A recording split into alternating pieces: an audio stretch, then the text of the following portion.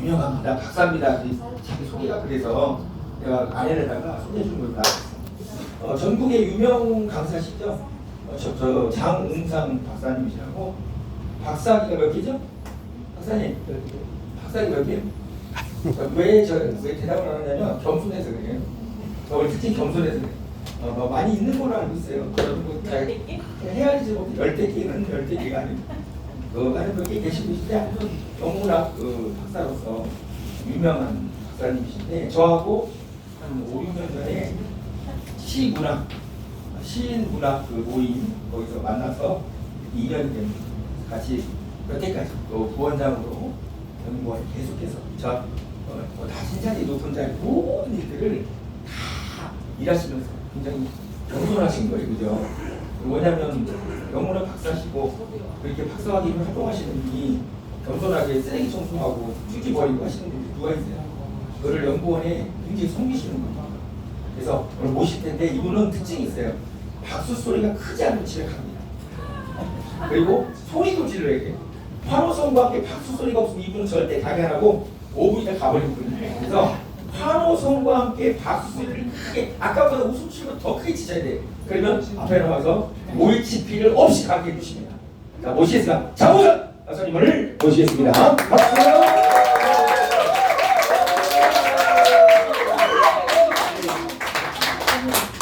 안녕하세요. 원래 OHP를 하려고 했는데 제가 올해 한 8월 말이나 9월 초쯤에 시집이 나와요. 시집이 나오는데 그래서 원래는 그걸 가지고 좀 하려고 했는데 그냥 뭐 제가 아는 지식으로 15분 동안 저는 시간 칼이에요. 제가 딱 9시까지 15분만 아니 15분만 딱 그래서 시라고 하는 것에 대해서 좀 이제 여러분이 이제 말씀을 좀 드리고 싶은데 여러분 시라는 게 어떤 거라고 생각하세요? 시가 말씀 이게 화면이 없어서 말씀 원자의 절사자는 아시죠? 예. 그런 거 쓸 줄 알죠? 말씀 원자의 절사자. 그러니까 이 말을 하는데 절에 가면 풍경이 있죠. 그 풍경은 음악성을 가지고 거거든요. 풍경 소리가 이게 음악성. 이 시라는 것은 음악성이 있어야 돼요. 그리고 이제 소리에 여러분 뭡니까 정현종 시인의 섬이라는 시가 딱 2줄밖에 안 되거든요. 정현종 시인의 섬은 아세요? 나는 그 섬에 가고 싶다. 그 앞에 그 섬에 가고 싶다 하면 시가 안 돼요. 나는 그 섬에 가고 싶다 하면 시가 안 되고 그 앞에 사람들 사이에 섬이 있다는 거죠. 사람들 사이에 섬이 있다가 없으면 시가 안 돼요. 왜 그러냐면 이 사람들 사이에 섬이에요. 그냥 섬이 아니고 사람들 사이에 섬이 있다는 건 앰비규어티에서 의미의 애매성이거든요. 앰비라는 게 불을 뜻해요. 근데 이보다 크거나 같다예요. 이보다 크거나 같다기 때문에 그 섬이라는 것은 실제 섬도 되고요. 사람과 사람과 연결도 되고 사람과 사람의 단절도 되고. 여기까지 이해하시죠? 그래서 근데 더 재밌는 것은 사람들 사이에 섬이 있다. 그 섬에 가고 싶다. 보세요. 시옷자가 몇 번 들어갔어요? 사이에 섬이 있다. 그 섬에 가고 싶다. 5번. 예, 그렇죠. 5번 들어갔죠. 그건 생각 안 해보셨죠? 네. 그러니까 우리는 별 뜻 없이 생각했지만 시인은 그 시옷자를 계속해서 반복함으로써 그것이 어떤 반복의 음악성이 되는 거예요. 그 시라는 것은 그런 것도 있고 또 시라는 건 어떤 묘사 심상법이라고 해서 여러분 시라는 게 서정시만 쓰는 게 시가 아니에요. 묘사 심상법을 잘 써야 돼요. 예를 들어서 저도 이제 시집 1집에서 스토리텔링법 청원이라는 시를 썼는데요. 예를 들어서 그대가 내 마음을 받아들이면 예를 들어서 배를 타고 가다 보면 섬이 보이지 이렇게 쓰는 거예요. 보이지가 항해라는 뜻인데 그걸 가지고 이제 이렇게 만드는 거예요. 시를. 그래서 시라는 것은 이제 묘사 심상법. 그래서 턱수염은 비열드거든요. BARD. 근데 이거 같은 거 수업할 때 시 쓸 때 턱수염은 비어도 난다. 비어도 떠나지 않다. 그렇죠. 그런 식으로 해서 묘사 심상법. 그리고 뭐 예산에 가려면 예산을 세워야 된다. 그것도 묘사 심상법. 또 빵을 먹으니까 배가 빵빵해진다. 이런 식으로. 그래서 시를 쓸 때는 그런 묘사 심상법도 쓰시고 또 하나는 시를 쓸 때는 사물을 사람처럼 쓰는 게 좋아요. 그래서 물인데 물이라고 하면 너무나 뻔하잖아요. 내게 너무 사랑스러운 그녀. 제가 1집에 그런 거 썼거든요. 내게 너무 사랑스러운 그녀라고 함으로써 물의 특징을 사람의 특징으로 쓰는 거예요. 그런 것도 되게 시가 그걸 인칭은유 심상법이라고 유식한 말이고. 그러니까 인칭은유 심상법은 그 사물을 나로 표현할 수도 있고 또는 우리로 표현해요. 그럼 1인칭 은유심사법이고 사물을 너로 표현하면 2인칭 은유심사법이고 사물을 그나 그녀나 그들로 표현하면 3인칭 은유심사법입니다. 그래서 그런 여러분이 그걸 쓸 때 아, 내 마음이 뭐다 이렇게 쓰지 마시고 그렇게 인칭을 쓰시고 또 하나는 시를 쓸 때 가장 중요한 게 여러분이 시를 쓸 때 갈대가 있다. 그러면 아, 갈대가 바람에 날뛴다. 그렇게 쓰면 시라고는 하지만 정확한 시가 아니에요. 이게 객관적 상관물이라고 해서 objective correlative T.S. 엘리어트가 황무지를 쓴 유명한 시리죠. 그 황무지라는 게 뭡니까? April is the cruelest season breeding lilac out of deathland. 4월은 잔인한 달, 죽은 땅에서도 라일락을 자란다. 그렇게 표현하고자 하는데 그 4월이 왜 잔인하냐? 그것은 생중사, death in life, death in life, life in death. 사중생의 관계거든요. 그러니까 2차 세계대전으로 인해서 황무지의 꽃이 피어나지 말아야 되는데 꽃이 피어 있는 것 자체가 잔인하다고. 예전에 그 방송을 들으니까 어떤 아나운서들이 4월 4월은 잔인한 계절이라고 했죠. 여기까지밖에 안 해. 그 이유를 설명을 안 하더라고요. 그러니까 그게 그런 어떤 의미가 있어요. 그래서 객관적 상관물이라고 하는 것은 뭐냐면 어떤 사물을 가지고 예를 들어서 고무신 또는 뭐 어머니의 재봉틀 있어요. 재봉틀을 막 이야기하면서 어머니를 떠올려. 그냥 갑자기 어머니가 생각난다 이렇게 생각하지 마시고 재봉틀을 이야기하면서 어머니가 떠올려. 이런 것이 또 시거든요. 그러니까 시라는 것은 너무나 직접적으로 이렇게 뭔가를 쓰는 것이 시가 아니다 이렇게 말씀을 드리고 싶고요. 제가 그 쓴 시 중에 그 알밤이라는 시가 있어요. 알밤. 제가 이제 그 일집에 쓴 시 중에 한번 들어보세요. 내들 사행으로 생긴 사행으로 이 알밤이 떨어져. 그 보통 사람 여러분 같은 알밤에 대해서 칠수하면 어떻게 쓸까요? 가을에 길을 걸었는데 밤송 알밤이 나무에서 떨어졌다.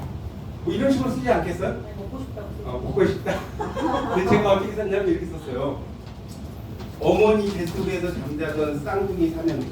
그러니까 이 알밤 속에 세 개가 있잖아요. 그걸 어머니 뱃속에서 잠자던 쌍둥이 삼형제. 가을이 익어가는 소리를 듣는다. 그 알밤이 어떻게 가을이 익어가는 소리를 듣습니까? 말도 안 되는 이야기죠. 이게 청각성이죠. 그래서 그런 의미로 쓰이고요. 그 다음에 그 알밤이 이제 여러분 알밤이 떨어지면 어떻게 돼요? 탕을 찍고 딱 떨어지잖아요. 그렇죠? 그래서 그 알밤이 땅에 딱 떨어져. 근데 딱 떨어졌는데 땡찡 하는 소리와 함께 땅에 떨어졌는데 그냥 떨어졌다는 재미가 없잖아요. 그 알밤이 떨어진 것을 그 땅에 세상에 떨어졌는데 탯줄을 자를 시간도 없이 그 알밤이 땅에 떨어지는 걸 어머니 배 속에서 탯줄을 자르는 것이 없이 그냥 떨어져요. 알밤 위에서 떨어져요. 그러니까 이렇게 시라는 것은 약간 상징적인 어떤 표현을 가지고 여러분이 시를 쓰셔야 돼요. 뭐 상상시도 있고요. 제가 이제 쓴 시들이 이제 그런 것들 되게 많고 이제 또 저는 이제 최근에 이제 성경 이런 걸 좀 공부를 좀 해서 성경시도 좀 많이 썼어요. 이 집을 제가 이제 곧 출간이 되겠지만 뭐 장미의 손이라는 이제 시집으로 아마 나올 거예요. 장미의 손이라고 하면 이해가 안 가시겠지만 고향에 이제 축제에 갔는데 거기 꽃축제가 있었다. 그런데 어떤 곳에 갔더니 그 장미 옷을 입은 여인이 나와 악수를 하는데 잠깐 스치기만 했는데 막 손에 피가 나는 거예요. 왜 그러겠어요? 장미는 가시가 있잖아요. 그렇죠? 그러니까 그런 걸 통해서 약간 예수님의 어떤 희생이라든가 고난의 십자가라든가 이런 걸 그렇게 이제 표현하는 거예요. 그러니까 시라는 것은 그게 참 쉽지 않다는 것이고 그 윌리엄 워즈워드가 어떤 이야기를 했냐면 윌리엄 워즈워드라는 영국의 낭만주의 시인이 All good poetry is the spontaneous overflow of powerful feeling. 모든 훌륭한 시라는 것은 힘 있는 감정의 자발적인 흘러넘칩니다. 멋지죠? 시라는 것은 내가 정말 막 쓰고 싶어서 이게 써야지 막 시간에 쫓겨 원고에 쫓겨 이렇게 쓰면 안 된다는 거예요. 막 내가 쓰고 싶은 욕망이 막 위로 올라와요. 그게 그 200이라는 이 시선이 춘향연 도리원서에서 어떤 이야기를 하냐면 황양충이 소아이 영경하고 애교의 가의 문장이라 무릎 따뜻한 봄이 아지랭이 낀 정치로서 나를 부르고 대자연이 나에게 문장력을 빌려줘. 200은 보면 되게 재밌어요. 자기는 200 보면 되게 자기를 겸손하게 이야기하는 것 같으면서도 잘난 체. 그죠? 나는 시 잘 못 쓴다. 대자연이 나에게 문장력을 빌려줘. 대단하지 않습니까? 나는 그냥 북만 듣고 있으면 시가 나온다는 거예요. 이게 이런 게 영감설이거든요. 영감설, 인스톨레이션 세어리라고 이야기하는. 근데 이 시의 끝부분에 어떻게 이야기하냐면 불류가작이면 하신 아웨리요 여시 불성이면 벌이 금곡규수하리라. 무슨 말입니까? 아름다운 시를 짓지 못하면 어떻게 내 뜻을 펼칠 수 있겠는가? 만약에 네가 제대로 시를 쓰지 못하면 벌로 금곡규 세 잔을 주겠다.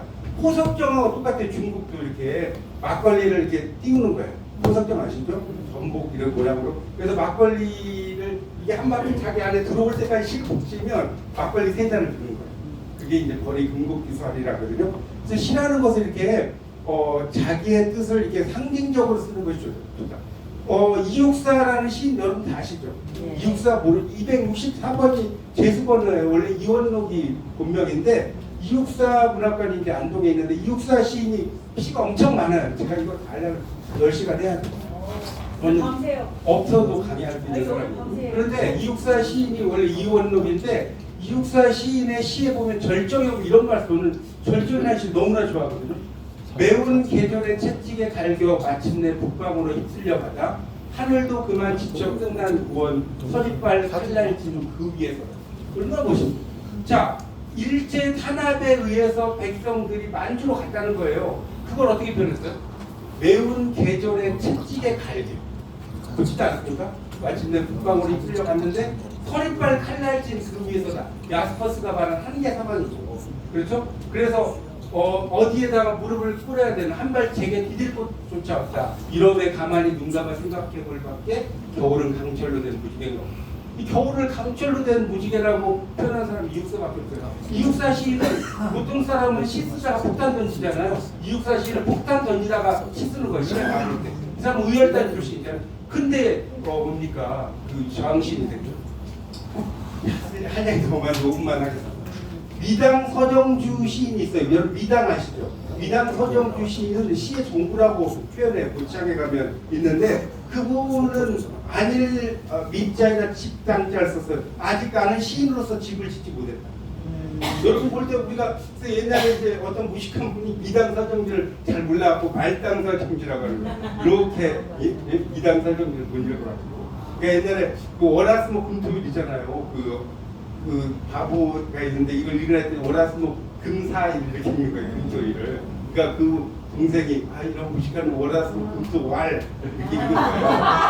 그래서 네가 그 밑에 있는 사람 아니 이것도 몰라 월화수목 김토일 아니야 김토일. 그러니까 아버지가 그러더니 이런 무식한 놈들 빨리 옥편 찾아봐라 안 하고 빨리 왕편 찾아봐라. 그런데 그 미당 서정주가 이제 있죠. 미당 서정주 시인의 시에 보면 뭐가 나오죠? 그 국가협회사가 나오죠. 그 다 외우십니까? 한송이. 그렇죠. 한송이 국가꽃을 피우기에 봄부터 소척새는 그렇게 울었나 보다. 한송이 국가꽃을 피우기에 천둥은 먹구름 속에서 또 그렇게 울었나 보다. 그리고 아쉬움에 가슴 조이던 먼 젊음의 비안길에서 이제는 돌아와 거울 앞에서 내 누님같이 생긴 꽃이요. 여기까지를 단숨에 썼어요. 자, 여러분 미당 서정주가 한숨에 쭉쭉 시를 썼을 것 같죠? 절대 아니에요. 그 마지막 구절 쓰는데 1년 걸리고 노란 내 꽃잎이 피려고 간밤에 무설이 절이 내리고 내게는 잠도 오지 않았나 보다. 그거 쓰는데 몇 년 걸릴까? 1년 걸렸어. 마지막 거 생각이 안 나는데 어느 날 밖에 나와 보니까 그 서리가 끼었을 때 그 무서리가 내리는 그 심정을 썼는데 이걸 이제 그 상징의 제 문맥화라는 좀 유식한 말을 쓰는데 이건 뭐냐면 보통 국화라고 하는 건 오상고절, 절개를 상징하잖아요. 근데 이 서정주 시인은 중년 여인의 원숭미를 상징합니다. 서정주 시인만 그렇게 국화를 이렇게 쓴 거거든요. 그러니까 중년 여인이 여기도 중년 여인이 정말 어느 정도 시간이 지나서 나를 이렇게 돌아보는 그 모습이거든요. 그러니까 국화도 그렇다는 거예요. 그러니까 결국은 모든 것은 곤궁 이후 시궁 이후 공이라고 부양수가 말했거든요. 시라는 것은 아주 가난하게 된 이후에 좋아진다. 우리나라 시인들 봐보세요. 10년대, 20년대, 30년대, 40년대 시인들의 시가 어때요? 멋지죠? 왜 멋지냐? 정말 힘들었던 상황에서 시를 썼기 때문에 멋진 거예요. 우리나라에 그러니까 너무나 이렇게 시는 너무 편하면 시가 안 나오는 거예요. 그래서 나를 키운 건 파라리 바람이었다라고 자화상에서 서정주 씨 이야기했지만 그 나를 키운 건 바람이라는 것은 이 자연 바람이 아니에요. 고난이에요, 고난. 그래서 허균이라는 사람이 강산의 도움이라는 말 하거든요. 시를 잘 쓰려면 강산의 도움이 있어야 된다. 그 여러분 생각할 때 강산의 도움이 뭔 소린가? 강산의 도움이라는 것은 고난을 의미하는 거예요. 그러니까 그 임금에게 좀 다른 직원을 해서 유배를 가잖아요. 유배를 갔는데 옛날 사람들은 이제 그런 거를 이제 고난이라고 해요. 뭐 갈매기 하나 놀잖아요. 갈매기가 친구가 돼. 그래서 적강문학이라고 하거든요. 그 신선이 인간 세상으로 내려온 걸 적강이라고 해요. 그래서 소동파는 적벽부에서 우화등선, 어깨에 깃이 달려서 신선이 되어서 하늘에 올라가려고 한다. 이런 말 하거든요. 그래서 여러분도 이렇게 시라고 하는 것은 이렇게 그 영문학적인 거나 중문학적인 거나 또 국문학적인 거나 철학적인 거나 여러 가지를 다 공부를 해야 돼요. 시라는 게 그냥 내 어떤 기분을 써서 오늘 아침에 일어나니까 기분이 좀 이런 게 시가 아니에요. 절대로. 시라는 것은 그런 것들을 함축적으로 써야 돼. 함축적으로. 내가 쓰고자 하는 말들을 함축적으로 써야지만 시가 됩니다. 제가 한 12시까지 합니다. 저예요. 네, 이 정도 하고 가시겠습니다. 네.